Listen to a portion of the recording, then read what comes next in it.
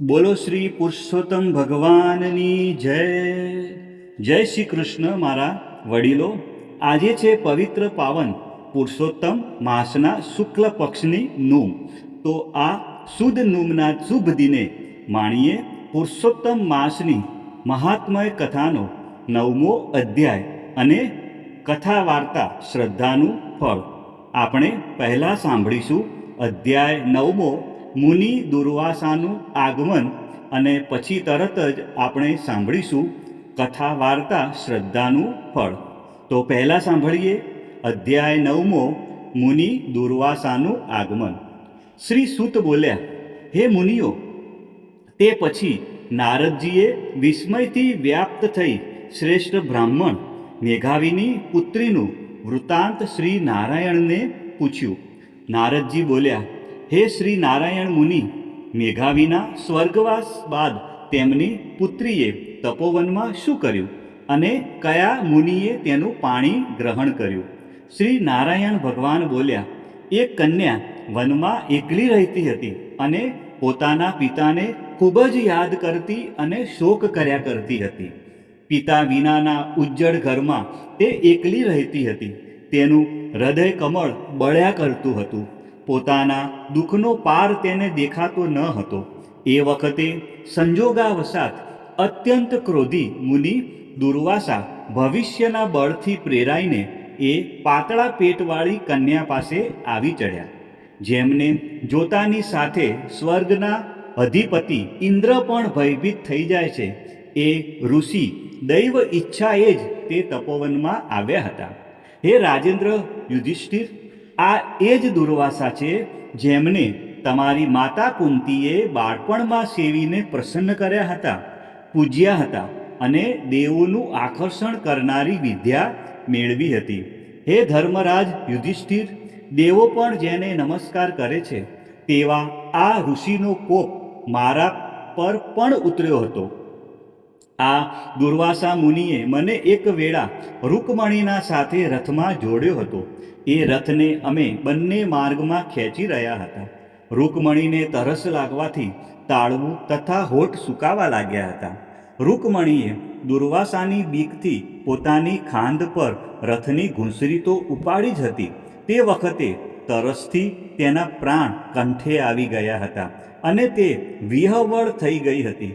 ત્યારે પ્રિયાના પ્રેમથી વ્યાપ્ત થઈ મેં રથને ખેંચી ચાલતા ચાલતા જ પગના આગલા પગથી જમીન દબાવી ભોગવતી નામની પાતાળ ગંગાને ત્યાં આણી અને રૂકમણીની તરસને શાંત કરી હતી. આ જોઈ ક્રોધી મુનિએ પ્રલયકાળના અગ્નિની પેઠે જાણે સળગી રહ્યા હોય એમ એકદમ ઊભા થઈ મને શ્રાપ આપ્યો હતો. હે શ્રી કૃષ્ણ, તમને રૂકમણી ઘણી વહાલી લાગે છે. પ્રિયાના પ્રેમથી વ્યાપ્ત બની તમે મારું અપમાન કરી તેણીને પાણી પાયું છે અને તમારું મહાત્મય બતાવ્યું છે. માટે બંનેનો વિયોગ થાઓ. હે યુધિષ્ઠિર, એ જ તે દુર્વાસા શ્રેષ્ઠ મુનિ છે જે સાક્ષાત રુદ્રદેવના અંશથી ઉત્પન્ન થયા છે. અગ્નિ ઋષિના ઉગ્ર તપસ્વી કલ્પ વૃક્ષનું મહાદિવ્ય ફળ છે અને પતિવ્રતાઓના મસ્તક પરના રત્ન જેવી સતી અનસૂયાના ગર્ભમાંથી તે જન્મ્યા છે. તેમનું શ્રેષ્ઠ મસ્તક અનેક તીર્થોના જળથી ભીની રહેતી જટાઓથી સુભોષિત રહે છે. એ દુર્વાસા મુનિને આવતા જોઈ કુમારી મેઘાવતી શોકસાગરમાંથી એકદમ બહાર આવી. તેમજ એ બાળાએ આદર સહિત તેમનું પૂજન કર્યું. વિનય સહિત એ મુનિ કન્યા આ પ્રમાણે બોલી, હે મહાભાગ્યશાળી, હે અતિ ગોત્રના સૂર્ય, હે મુનિ, આપને મારા નમસ્કાર. આપના પધારવાથી મારા ભાગ્યનો ઉદય થયો છે. તમારા જેવા મહાત્માના તીર્થરૂપી ચરણોથી રજ લેવાથી મારો જન્મ પણ સફળ થયો છે. મારા ધન ભાગ્ય કે આપ જેવા મહાપુણ્યશાળી પુરુષના આજે મને દર્શન થયા છે. દુર્વાસા મુનિએ કહ્યું, ધન્ય છે ઓ બ્રાહ્મણ પુત્રી, તારો ધાર્મિક સ્વભાવ જાણી હું કૈલાસ પરથી તારા આશ્રમમાં આવ્યો છું. હવે હું સનાતન મુનીશ્વર શ્રી નારાયણ દેવના દર્શન કરવા જલ્દી બદ્રિકા આશ્રમમાં જઈશ. ત્યાં એ ભગવાન લોકોના કલ્યાણ માટે એકાગ્ર થઈ અતિ ઉગ્ર તપશ્ચર્યા કરી રહ્યા છે. હે દીકરી, તારે કોઈ પણ જાતનું દુઃખ હોય તે મને વિના સંકોચે જણાવ, હું તને યોગ્ય ઉપાય બતાવીશ. બાળા બોલી, હે ઋષિ, આપના દર્શનથી જ મારો શોકરૂપી સમુદ્ર સુકાઈ ગયો છે. મારે માતા પિતા કે ભાઈ નથી જે મને ધીરજ આપે. દુઃખના દરિયામાં પીડાઈ રહી છું. મારા દુઃખને દૂર કરવાનો ઉપાય જલ્દી કરો. પરણવા માટે કોઈ પુરુષ મને ઈચ્છતો નથી. મારો કન્યાકાળ વીતી રહ્યો છે અને એની ચિંતામાં હું કોઈ સુખ પામી શકતી નથી. નથી ભાવતા ભોજન લઈ શકતી કે નથી ચેનથી નિંદ્રા લઈ શકતી. કોઈ યોગ્ય પુરુષ મારું પાણી ગ્રહણ કરે તેવી મારી ઈચ્છા છે. આપ મારા પર કૃપા કરી આ દુઃખ દૂર કરવાનો કોઈ ઉપાય બતાવો. એમ કહી આંસુવાળા મુખે એ બાળા તેમની આગળ બોલતી બંધ પડી. દુર્વાસા મુનિ તેણીના દુઃખને દૂર કરવા તે વેળા વિચારમાં પડ્યા. શ્રી નારાયણ ભગવાન બોલ્યા, મુનિ કન્યા મેઘાવતીનું આવું કરુણ વચન સાંભળી મહાતપસ્વી મુનીશ્વર દુર્વાસાએ વેદોનો વિચાર કરી અતિશય કૃપાથી એ બાળા સામે જોયું અને પછી સારરૂપ કંઈક હિતકારી વચન તેને કહ્યું. શ્રી બૃહદ નારદીય પુરાણના પુરુષોત્તમ મહાત્મનો મુનિ દુર્વાસાનું આગમન નામનો 9મો અધ્યાય સંપૂર્ણ. હવે આપણે પતિત પાવન પુરુષોત્તમ માસની કથાનું રસપાન કરીએ. વાર્તાનું નામ છે શ્રદ્ધાનું ફળ. સુંદરપુરી નગરીમાં એક સુથાર રહે. સંતાનમાં 7 દીકરી અને 2 દીકરા.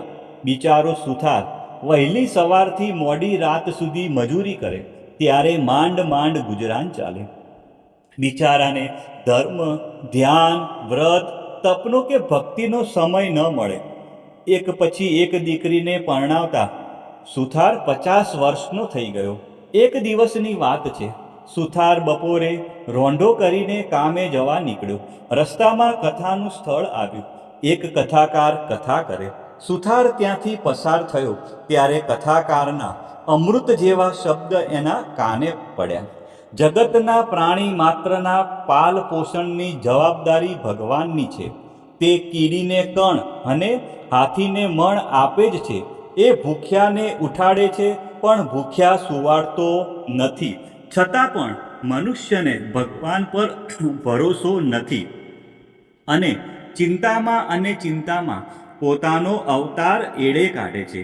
જે ભગવાનમાં શ્રદ્ધા રાખે છે તે ભવ પાર તરી જાય છે. માટે ભગવાન ઉપર ભરોસો રાખો. આ શબ્દ સુથારના દિલ પર કોતરાઈ ગયા. પળમાં પરિવર્તન થઈ ગયું. એનું હૃદય રડવા લાગ્યું. અરે રે, મારી આખી જિંદગી એળે ગઈ. મેં ભક્તિ તો ન કરી પણ ભગવાન ઉપર પર મેં ભરોસો ન કર્યો. સુથારે તો એ જ વખતે દ્રઢ સંકલ્પ કરી લીધો કે હવે થાય એટલું કરવું. મળે તો ખાવું, ના મળે તો ભૂખ્યા રહેવું, પણ ભગવાનની ભક્તિ તો કરવી જ. સુથાર તો ભક્તિએ ચડી ગયો. ઘરમાં ખાવાનાય ફાફા પડવા લાગ્યા. પત્નીને કચવાટ તો ઘણો થાય પણ એ કશું બોલે નહીં. એમ કરતા પવિત્ર પુરુષોત્તમ માસ આવ્યો. સુથાર અને એની પત્નીએ વ્રત લીધા. રોજ નદીએ નાહવા જાય, વ્રત કરે, દક્ષિણા આપે, પછી ઘેર આવીને પૂજા અને ભજન કરે. ઘરમાં ખાવા લોટ ન મળે પણ રોજ એક બ્રાહ્મણને સીધું અવશ્ય આપે. એમ કરતા વ્રત પૂર્ણ થવા આવ્યું. ફક્ત 2 દિવસ બાકી રહ્યા ત્યારે પત્ની બોલી, હવે ઘરમાં અન્નનો એક દાણો પણ રહ્યો નથી. વેચવા ઘર વખરી પણ રહી નથી. હવે શું કરશો? છેલ્લા દિવસે વ્રતનું ઉજવણું કરવું પડશે. બ્રાહ્મણોને જમાડીને દાન દક્ષિણા આપવી પડશે. તો જ વ્રત પૂર્ણ થશે. સુથાર તો જરાય ચિંતા કર્યા વગર કાલની વાત કાલે, ભગવાન પર ભરોસો રાખ એમ કહીને સૂઈ ગયો. સવારે વહેલા ઉઠી લોટો લઈ દિશાએ જવા બેઠો. પડી ન જવાય એટલા માટે એક છોડનું મૂળિયું પકડી રાખ્યું. પકડતા જ મૂળિયું ઉખડી ગયું. અંદર ચળકાટ દેખાયો. થોડીક ધૂળ હટાવતા હીરા માણેકથી ભરેલો ચરુ દેખાયો. ઘડીક તો સુથાર આનંદમાં આવી ગયો પણ પછી વિચાર કર્યો કે આ તો દાટેલું ધન કહેવાય. લઉં તો પાપમાં પડું. એ તો ચરુ પર માટી ઢાંકીને પાછો ફર્યો. ઘેર આવીને પત્નીને વાત કરી ત્યારે પત્ની લમણે હાથ દેતા બોલી, તમે તો સાવ ભગત જ રહ્યા. દાટેલું ધન જેના ભાગ્યનું હોય એને મળે. તમારે ક્યાં કોઈના ઘરમાં ચોરી કરવાની હતી? સાવ મૂર્ખના જામ છો તમે. ઘેર બેઠા ગંગા આવી અને તમે કોરાને કોરા જ રહ્યા. ચાલો મને જગ્યા બતાડો, હું એ ચરુ લઈ આવું. પણ સુથારે તો એક જ વાત પકડી રાખી કે પર ધન પથ્થર સમાન ગણાય. હું એ અણહકનું લઉં તો મારો ભગવાન મારા ઉપર રૂઠે. જો ભગવાનને આપવું હશે તો ઘેર બેઠા છાપરું ફાડીને આપશે. પણ પત્નીને લાલચ વળગી હતી. એ તો ઊંચા અવાજે રકઝક કરવા લાગી. પણ કોઈ વાતે સુથાર તૈયાર ન થયો. ત્યારે પત્ની જાતે ચરુ લેવા તૈયાર થઈ ગઈ. સુથાર એને સમજાવવા લાગ્યો કે પ્રાતઃકાળ છે, હવે સ્નાન કરવા જઈએ. વ્રત તૂટશે તો પ્રભુ કોપશે. પત્ની કમને નદીએ જવા તૈયાર થઈ. પતિ પત્ની બંને નદીએ ગયા. હવે બન્યું એવું કે પતિ પત્નીની આ રકઝક પડોશમાં રહેતા વાળંદે સાંભળી હતી. તરત જ બૈરીને જગાડી અને બંને ચાદર લઈને પાદર તરફ દોડ્યા. બંનેના મોંમાંથી લાલચની લાલ પડતી હતી.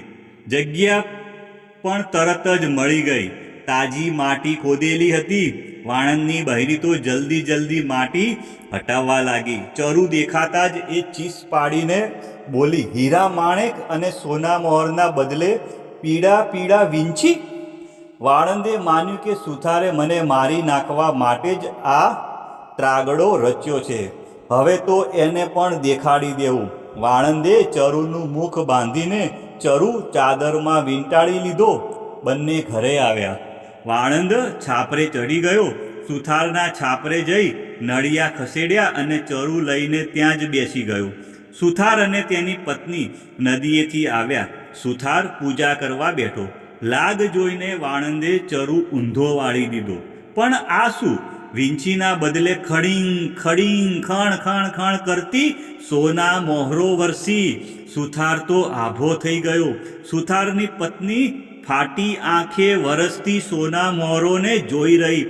પ્રભુની કૃપા જોઈ સુથાર ભાવ વિભોર થઈ ગયો. ભગવાને ઘેર બેઠા છાપરું ફાડીને ધન આપ્યું. હાથ જોડી બંને પતિ પત્ની પ્રભુનો આભાર માનવા લાગ્યા. આ બાજુ અદેખો વાણંદ અને તેની બૈરી વાટ જુએ છે કે હમણાં સુથાર રોક કકળ કરતો કાળી ચીસો પાડતો બહાર આવશે. પણ ઘણી વાર થઈ ગઈ છતાંય કોઈ આવ્યું નહીં. એટલે એણે અંદર ડોકિયું કરીને જોયું તો સુથાર અને તેની પત્ની ઊંચા અવાજે પ્રભુના ગુણગાન ગાય છે. વાણંદ દાંત પીસતો અને હાથ મસળતો રહી ગયો. મળેલું ધન સુથારે સદકાર્યમાં વાપર્યું. સદા વ્રત ખોલ્યા, ખૂબ દાન પુણ્ય કર્યા. નિત્ય પ્રભુ ભજન અને ધર્મ ધ્યાન કરવા લાગ્યા. હે પૂર્ણ પુરુષોત્તમ ભગવાન, તમે જેવા સુથારને ફળ્યા એવા તમારામાં શ્રદ્ધા રાખનાર સર્વને ફળજો. બોલો શ્રી પુરુષોત્તમ ભગવાનની જય.